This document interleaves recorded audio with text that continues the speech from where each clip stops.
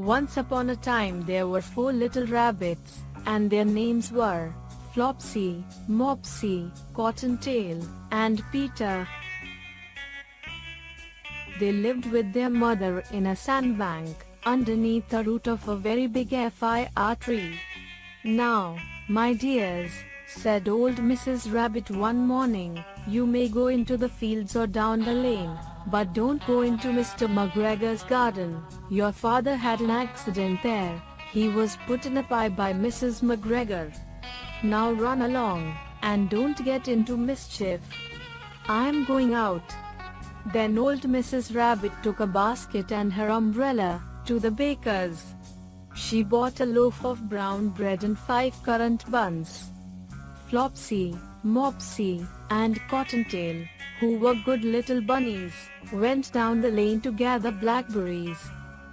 But Peter, who was very naughty, ran straight away to Mr. McGregor's garden and squeezed under the gate.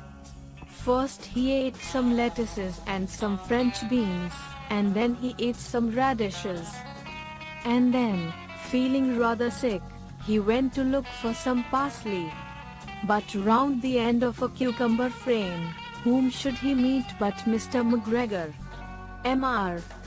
McGregor was on his hands and knees planting out young cabbages, but he jumped up and ran after Peter, waving a rake and calling out, "Stop, thief!" Peter was most dreadfully frightened. He rushed all over the garden, for he had forgotten the way back to the gate. He lost one of his shoes among the cabbages, and the other shoe amongst the potatoes. After losing them, he ran on 4 legs and went faster, so that I think he might have got away altogether if he had not unfortunately run into a gooseberry net, and got caught by the large buttons on his jacket. It was a blue jacket with brass buttons, quite new. Peter gave himself up for lost, and shed big tears, but his sobs were overheard by some friendly sparrows, who flew to him in great excitement, and implored him to exert himself. Mr. McGregor came up with a sieve, which he intended to pop upon the top of Peter, but Peter wriggled out just in time, leaving his jacket behind him, and rushed into the tool shed, and jumped into a can.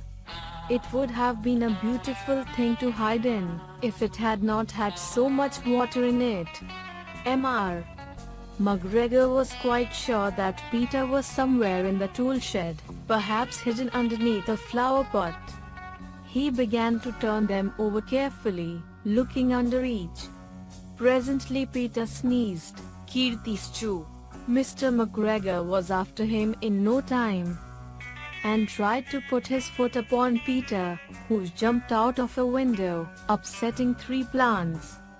The window was too small for Mr. McGregor, and he was tired of running after Peter. He went back to his work. Peter sat down to rest. He was out of breath and trembling with fright, and he had not the least idea which way to go. Also he was very damp with sitting in that can. After a time he began to wander about, going lippity, not very fast, and looking all around. He found a door in a wall, but it was locked, and there was no room for a fat little rabbit to squeeze underneath. An old mouse was running in and out over the stone doorstep, carrying peas and beans to her family in the wood. Peter asked her the way to the gate, but she had such a large pea in her mouth that she could not answer. She only shook her head at him. Peter began to cry. Then he tried to find his way straight across the garden, but he became more and more puzzled. Presently, he came to a pond where Mr. McGregor filled his water cans. A white cat was staring at some goldfish. She sat very still, but now and then the tip of her tail twitched as if it were alive. Peter thought it best to go away without speaking to her. He had heard about cats from his cousin, little Benjamin Bunny. He went back towards the tool shed, but suddenly, quite close to him, He heard the noise of a hoe, scratch, scratch, scratch, scritch. Peter scuttered underneath the bushes. But presently, as nothing happened, he came out, and climbed upon a wheelbarrow, and peeped over. The first thing he saw was Mr. McGregor hoeing onions. His back was turned towards Peter, and beyond him was the gate.